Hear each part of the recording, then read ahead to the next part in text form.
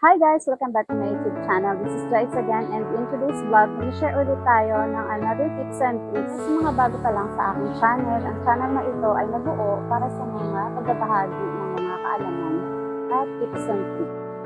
So for today's vlog, i-share ko nga pala sa inyo yung tatlong bagay na ginagamit ko kapag alam kong magkakaroon ako ng sipon, ubo, or pag nangangati yung aking lalamunan.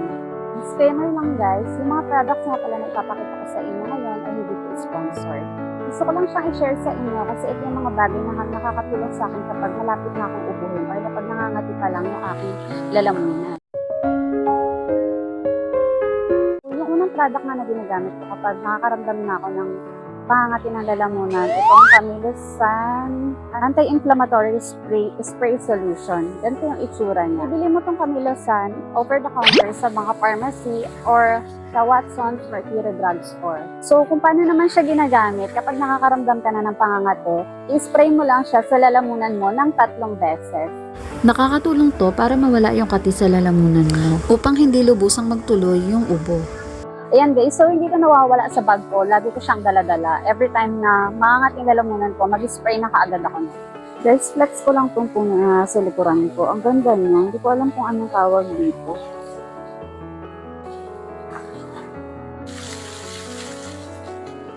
So yung next product naman na ginagamit ko guys kapag nakakaramdam na ako ng pangangati ay itong Fisherman's Friend Spearmint.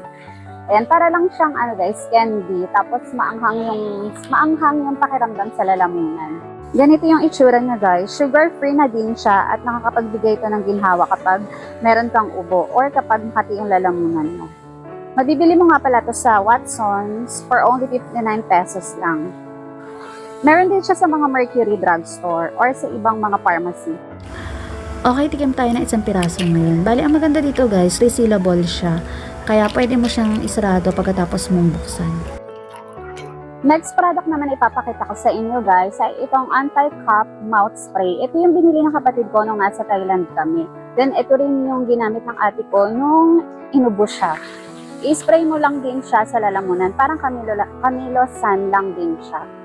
At syempre guys, una, bago natin gamitin yung mga bagay na to, mag-pray muna tayo sa Panginoon. Pag-pray muna natin sa Panginoon yung mga bagay na to kasi ang unang-unang nagpapagaling sa atin ay ang Panginoong Jesus. So ayan lang guys, yung i-share ko sa inyo ngayong araw na to. Sana nagkaroon ng makabuluhan at ibahagi ko sa inyo yung mga bagay na pwede makatulong kapag may ubo kayo or magkakaubo pa lang. Para sa mga hindi pa nakapag-subscribe sa aking channel, please don't forget to subscribe and hit the notification bell para updated kayo sa mga susunod kong vlog.